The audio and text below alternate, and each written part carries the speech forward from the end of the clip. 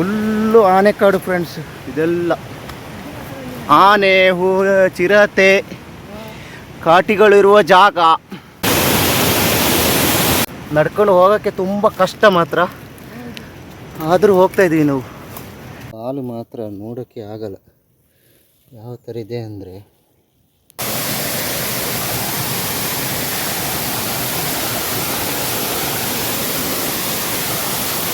Hi friends, welcome back to my YouTube channel. ಹೇಗಿದ್ದೀರಾ ಎಲ್ಲರೂ ಚೆನ್ನಾಗಿದ್ದೀರಾ ಅಂತ ಭಾವಿಸಿ ಇವತ್ತಿನ ಇನ್ನೊಂದು ಸ್ಪೆಷಲ್ ವಿಡಿಯೋ ವಿತ್ ಸ್ಪೆಷಲ್ ಪರ್ಸನ್ಗೆ ಮತ್ತೊಮ್ಮೆ ತಮಗೆಲ್ರಿಗೂ ಸ್ವಾಗತ ಅಂತ ಹೇಳ್ತಾ ವಿಡಿಯೋ ಸ್ಟಾರ್ಟ್ ಮಾಡುವ.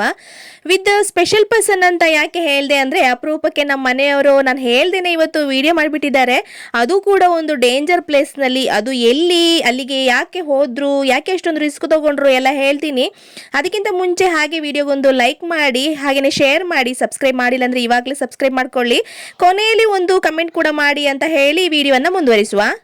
ಸ್ನೇಹಿತರೆ, ತಮ್ನೇನಲ್ಲಿ ನೀವೆಲ್ಲರೂ ನೋಡಿರೋ ಹಾಗೆ ನಮ್ಮ ಮನೆಯವರು ಹಾಗೆ ಇಲ್ಲೊಬ್ರು ಚಿಕ್ಕಪ್ಪ ಇದ್ದಾರೆ. ಅವರಿಬ್ರು ಭಯಂಕರವಾಗಿರುವಂತಹ ಒಂದು ಕಾಡಿಗೆ, ಅದರಲ್ಲೂ ಆನೆಗಳು ವಾಸಿಸುವ ಜಾಗಕ್ಕೆ ಇವತ್ತು ಹೋಗಿದ್ದಾರೆ.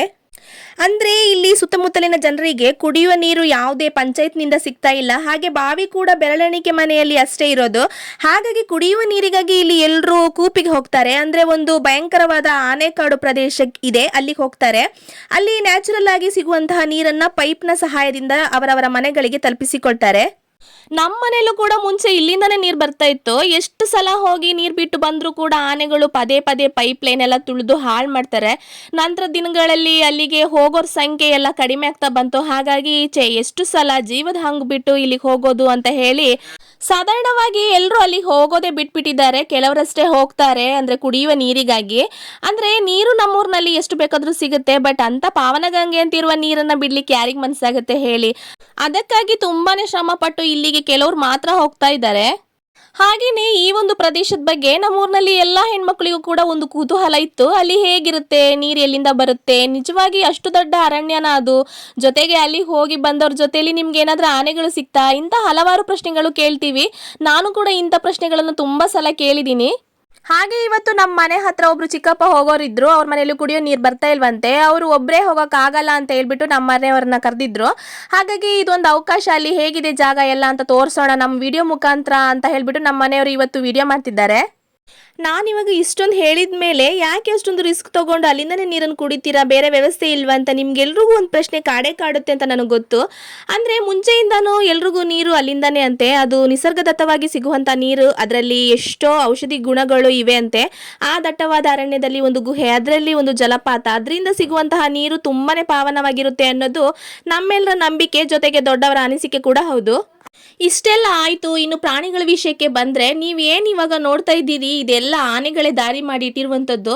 ಆನೆಗಳು ವಾಸಿಸುವ ಜಾಗಕ್ಕೆ ಇವತ್ತು ಇವರು ಹೋಗಿದ್ದಾರೆ. ಆನೆಗಳು ಮಾತ್ರ ಅಲ್ಲ, ದೊಡ್ಡ ದೊಡ್ಡ ವಿಷದ ಹಾವುಗಳು, ಚಿರತೆ, ಹುಲಿ, ಅದರಲ್ಲೂ ಹೆಚ್ಚಾಗಿ ಕಾಡು ಕೋಣಗಳು, ನಾವು ಕಾಟಿಗಳು ಅಂತೀವಿ, ಇನ್ನು ಬೇರೆ ಬೇರೆ ಕಾಡು ಪ್ರಾಣಿಗಳು ಇಲ್ಲಿ ಇವೆ. ಅವುಗಳೆಲ್ಲ ಇಲ್ಲೇ ವಾಸ ಮಾಡುವಂಥದ್ದು. ಯಾವಾಗಲಾದರೂ ಒಮ್ಮೊಮ್ಮೆ ನಮ್ಮ ಮನೆ ಹತ್ರ ಎಲ್ಲ ಬಂದು ಹಾಳು ಮಾಡಿ ಹೋಗ್ತಾರೆ. ಜೊತೆಗೆ ಇವಾಗಂತೂ ನಮ್ಗೆಲ್ರಿಗೂ ಆನೆಗಳು ಮತ್ತು ಚಿರತೆ ಕಾಟ ತುಂಬಾ ಜಾಸ್ತಿ ಆಗ್ತಾ ಇದೆ. ಇನ್ನು ಇಷ್ಟಕ್ಕೆ ಮುಗೀತಾ, ಇಲ್ಲಿಗೆ ಹೋದರೆ ಮೈಯಲ್ಲಿರುವ ರಕ್ತ ಎಲ್ಲ ಸುರಿಸ್ಕೊಂಡು ಬರಬೇಕು. ಯಾಕೆಂದರೆ ಅಷ್ಟೊಂದು ಜಿಗಣೆಗಳು, ನಾವು ಉಂಬುಳು ಅಂತೀವಿ, ಅದು ಇದೆ ಇಲ್ಲಿ. ಒಂದು ತೆಗೆಯಕ್ಕೆ ಹೋದರೆ 10 ಜಿಗಣೆಗಳು ಮೈಗೆ ಹತ್ತಿಕೊಳ್ಳುತ್ತಂತೆ. ನಮ್ಮ ಮನೆಯವರು ಬರುವಾಗ ಕಾಲಲ್ಲೆಲ್ಲ ರಕ್ತ ಸುರಿಸ್ಕೊಂಡು ಬಂದಿದ್ರು. ಹಾಗೆ ನೀವು ಇವಾಗ ಏನು ನೋಡ್ತಾ ಇದ್ದೀರಾ, ಇದೆಲ್ಲ ನೋಡಿ ಆನೆಗಳ ಎಷ್ಟು ಚಂದವಾಗಿ ದಾರಿ ಮಾಡಿ ಇಟ್ಟಿದ್ದಾರೆ ಅಂತ. ಹಾಗೆ ಇಲ್ಲಿನ ವ್ಯೂಸ್ ಅಂತೂ ಅಲ್ಟಿಮೇಟ್ ಆಗಿತ್ತು. ನಮ್ಮ ಮನೆಯವರು ವಿಡಿಯೋ ತೋರಿಸುವಾಗ ವಾವ್ ಎಂಥ ಪ್ಲೇಸು ಅನ್ನಿಸ್ತು ನನಗೆ. ಇನ್ನು ಇವರೇ ನೋಡಿ ಚಿಕ್ಕಪ್ಪ, ಇವ್ರ ಜೊತೆ ನಮ್ಮ ಮನೆಯವರು ಹೋಗಿದ್ದು. ಹಾಗೆಯೇ ಇಷ್ಟೊತ್ತು ನಾನು ಮಾತಾಡಿದ್ದಾಯಿತು. ನಮ್ಮ ಮನೆಯವರು ಅಲ್ಲೇ ಲೈವ್ನಲ್ಲಿ ನಿಂತ್ಕೊಂಡು ವಿಡಿಯೋ ಮಾಡ್ಕೊಂಡು ಬಂದಿದ್ದಾರೆ ಮಾತಾಡಿ. ಅವರು ಏನು ಮಾತಾಡಿದ್ದಾರೆ ಅಂತ ಮುಂದೆ ನೋಡೋಣ ಬನ್ನಿ. ಹಾಗಾದರೆ ಫುಲ್ಲು ಆನೆಕಾಡು ಫ್ರೆಂಡ್ಸ್. ಇದೆಲ್ಲ ಆನೆ, ಚಿರತೆ, ಕಾಟಿಗಳಿರುವ ಜಾಗ. ನಡ್ಕೊಂಡು ಹೋಗೋಕ್ಕೆ ತುಂಬ ಕಷ್ಟ ಮಾತ್ರ, ಆದರೂ ಹೋಗ್ತಾ ಇದ್ದೀವಿ ನಾವು. ಕುಡಿಯೋಕ್ಕೆ ನೀರು ಬಿಡಲು ನೀರು ಇದೆ, ಆದರೂ ಹರಿಯುವ ನೀರು ತರಬೇಕು ಅಂತ ಒಂದು ಆಸೆ. ಆನೆಕಾಡು ಫ್ರೆಂಡ್ಸ್, ನೋಡಿ ಯಾವ ಥರ ಇದೆ ಅಂತ. ಸೂಪರ್ ಇದೆಲ್ಲ, ಜಲಪಾತ, ಕಾಡು ಒಳಗೆ ಫುಲ್ಲು ಆನೆಗಳು, ಡೇಂಜರ್ ಪ್ಲೇಸ್.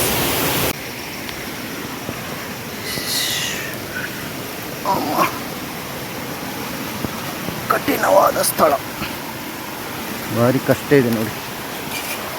ಯಾವ ಥರ ಇದೆ ಅಂತ.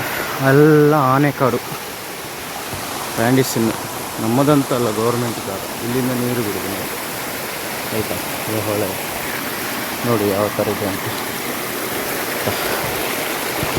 ಓಕೆ ಫ್ರೆಂಡ್ಸ್, ಹಾಗೆ ಹಾಗೆ ಹುಡುಕ್ತಾ ಕೊನೆಗೂ ಚಿಕ್ಕಪ್ಪನವ್ರಿಗೆ ಅವರ ಪೈಪ್ ಲೈನ್ ಸಿಕ್ತು ನೋಡಿ. ಹಾಗೇನೆ ಕನೆಕ್ಟ್ ಮಾಡ್ಕೊಂಡು ಮುಂದೆ ಹೋಗ್ತಾ ಇದ್ದಾರೆ. ಅಂದರೆ ಇನ್ನು ಮುಂದೆ ನೋಡ್ತಾ ಹೋಗಬೇಕು, ಎಲ್ಲಿ ನೀರು ತಪ್ಪಿರುತ್ತೆ ಅಂತ ಅಲ್ಲೆಲ್ಲ ಜಾಯಿಂಟ್ ಮಾಡ್ಕೊಳ್ತಾ ಹೋಗಬೇಕು ಮನೆ ತನಕ. ಹಾಗೆ ಇಲ್ಲಿ ಹುಡುಕ್ತಾ ಮುಂದೆ ಹೋಗ್ತಾ ಇದ್ದಾರೆ ಅವರು. ಹಾಗೆಯೇ ನಮ್ಮ ಮನೆಯವರು ಮನೆಗೆ ಬಂದ ಮೇಲೆ ಈ ವಿಡಿಯೋ ತೋರಿಸುವಾಗಲೇ ನನಗೆ ಒಂದ್ಸಲ ಹಬ್ಬ ಅಂತ ಹೇಳಿ ಭಯ ಆಗಿಬಿಡ್ತು. ಅಷ್ಟೊಂದು ಭಯಂಕರವಾಗಿರುವಂತಹ ಜಾಗಕ್ಕೆ ಹೋಗಿ ಬಂದ್ರಲ್ಲ ಇವರು. ಹಾಗೆ ಇವರು ಮಾತ್ರ ಅಲ್ಲ, ಇವ್ರ ಥರನೇ ಎಷ್ಟೋ ಜನ ಕುಡಿಯೋ ನೀರಿಗಾಗಿ ಇಲ್ಲಿಗೆ ಹೋಗಿ ಬರ್ತಾ ಇರ್ತಾರೆ.